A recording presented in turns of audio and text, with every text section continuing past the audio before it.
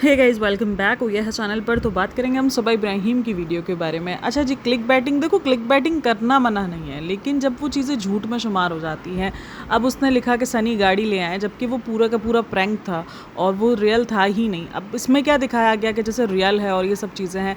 कुछ लोग उसको ठीक कहेंगे, कुछ लोगों के हिसाब से ये गलत है, कुछ लोगों के हिसाब से ये धोखा है, ऑडियंस के साथ झूठ बोलना है, ये क्लिक बैटिंग है। इतना तो हमें पता है कि क्लिक बैटिंग की गई है, क्योंकि सबको पता है कि थार का इंतज़ार कितने टाइम से हो रहा है और वही गाड़ी जब थंबनेल के अंदर नज़र आएगी तो लोग जाएंगे क्लिक करने के लिए, यार ये अचानक थार कैसे आ गई। क्योंकि लास्ट वाला व्लॉग काफ़ी प्रॉब्लम से गुजरा है, काफ़ी उसने अप एंड डाउन देखे हैं। सब कुछ देखने के बाद इसको इस वाले व्लॉग के अंदर कुछ ना कुछ ऐसा करना ही था कि वो ना मतलब एक चेंज हो जाए और लोगों को ना एक इंटरेस्ट आ जाए जिस चीज़ का लोग सालों से बोल रहे हैं।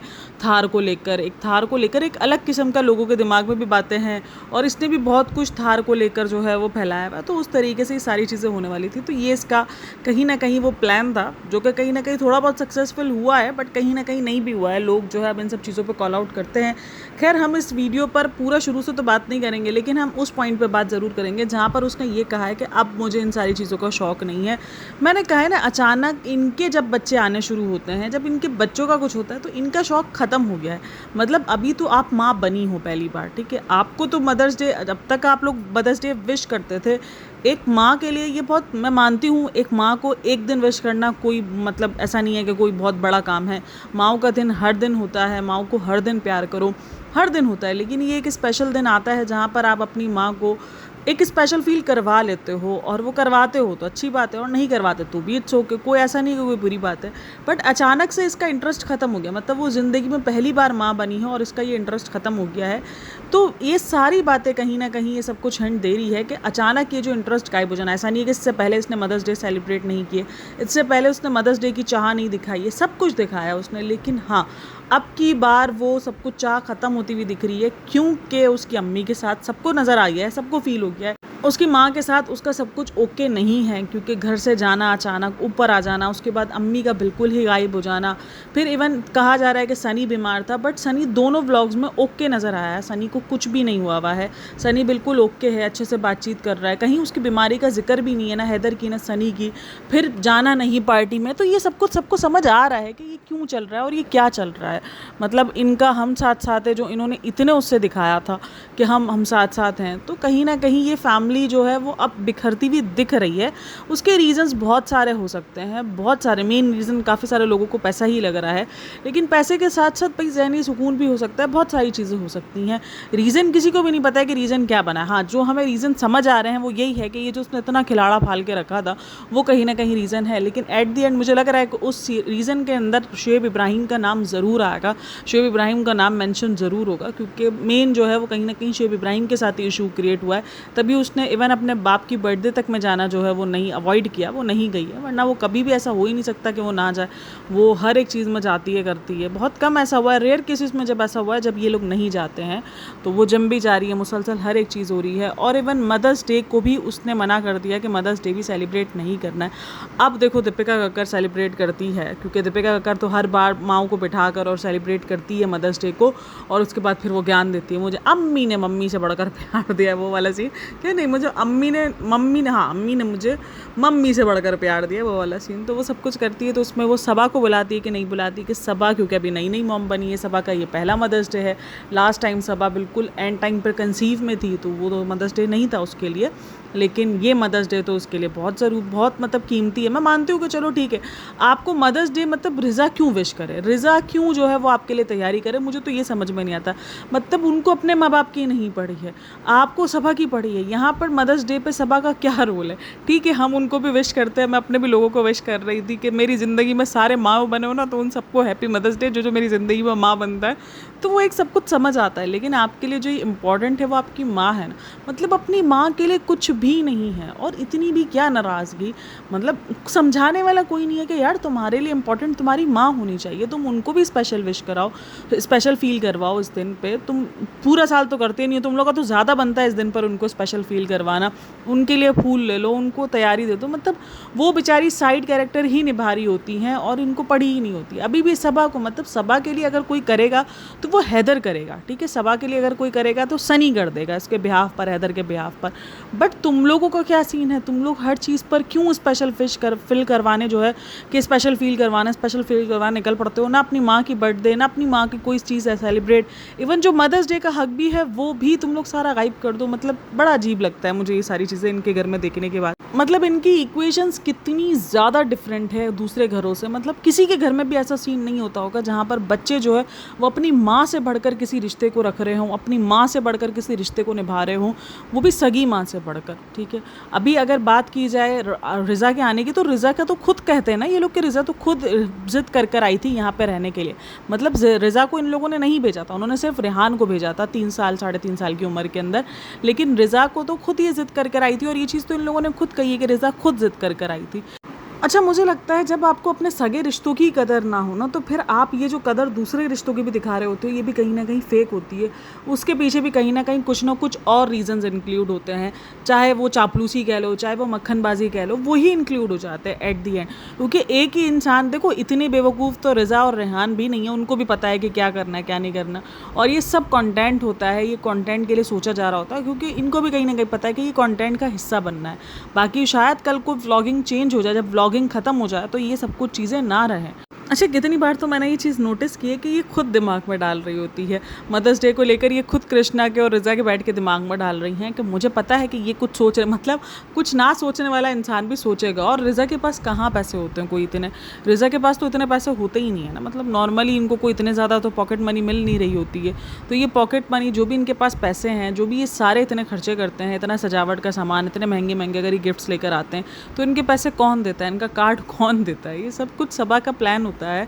मतलब कैसे हो सकता है कि सबा को कुछ भी ना पता हो। अच्छा, और थार लेकर आ जाए और वो सबा को अंदाज़ा ही ना हो। खैर, इतने तो बेवकूफ़ हम हैं नहीं, हमें पता है कि ये थार क्यों आई गई है, हमें पता है कि ये मदर्स डे वाली बात क्यों की गई है। मुझे बहुत हैरत होती है। ठीक है, आपकी माँ के साथ अनबन हुई, आपकी माँ ने आपके साथ गलत किया, दुख हुआ होगा, लेकिन उसमें कहीं ना कहीं आपको अपनी गलती भी तो सोचनी चाहिए ना कि आपने भी क्या किया। आप भी जान पे जाके पड़ जाती हो। इस दफ़ा बड़ा उसने ट्राई किया कि वो शुरू में ही जाकर ना उसने ये चीज़ जता दी कि अम्मी कुछ भी उफ ना कर सके।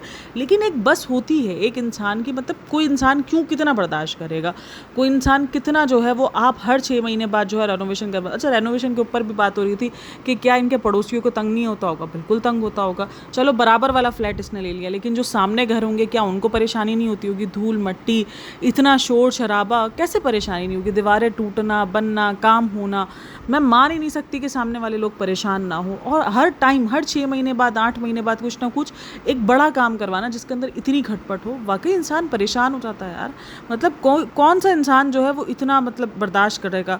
और ख़ुद को ज़रा सा कुछ शोर शराबा मिलता है तो फ़ौरन शिकायत आ जाती है कि फ्रेंड्स वो नीचे बच्चे खेल रहे हैं ना, तो इसलिए शोर शराबा आ रहा है, इसलिए ये हो रहा है। तो फ़ौरन फ्रेंड्स करके निकल पड़ते हैं। खुद की चिढ़ मच जाती है अगर शोर शराबा थोड़ा सा ज़्यादा दिखने को मिल जाता है या कहीं कुछ शोर शराबा हो रहा होता है।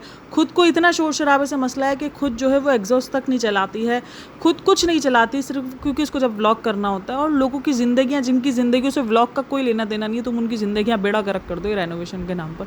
मतलब कितना रेनोवेशन, भाई चिढ़ हो जाती है। आप जब पड़ोस में हो, आमने सामने कितनी कोई कम जगह है, डिस्टेंस कितना कम है, और फ्लैट सिस्टम है, गर्मी इतनी ज़्यादा है।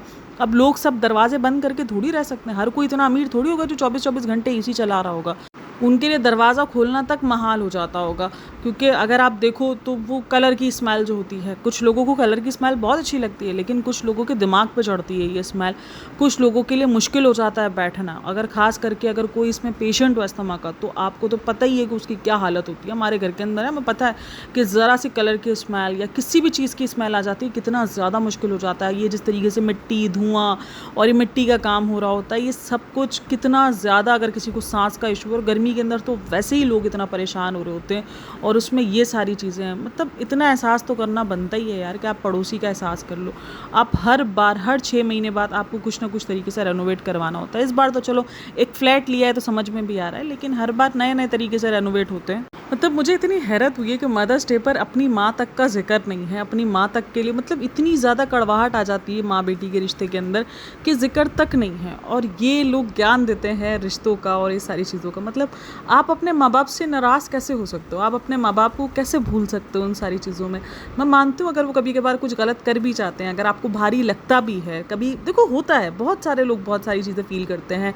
हमारे माँ बाप वक्त के साथ साथ कभी कुछ ऐसा कर भी जाते हैं, तो भी हम उनसे नाराज़ ज़्यादा देर नहीं रह सकते हैं, एक आध दिन इनफ होता है, मतलब उसके बाद फिर हम बात कर ही लेते हैं। क्योंकि ये एज ऐसी है जहाँ पर हमें बहुत डर लगा रहता है, हमें लगता है कि नहीं यार बस हमें नाराज़गी नहीं रहनी है, बस हमें मना लेना है, कोई नहीं यार, हम अगर हम झुक जाएंगे या हम उनसे बात कर लेंगे या हम उनकी सिचुएशन को समझ लेंगे।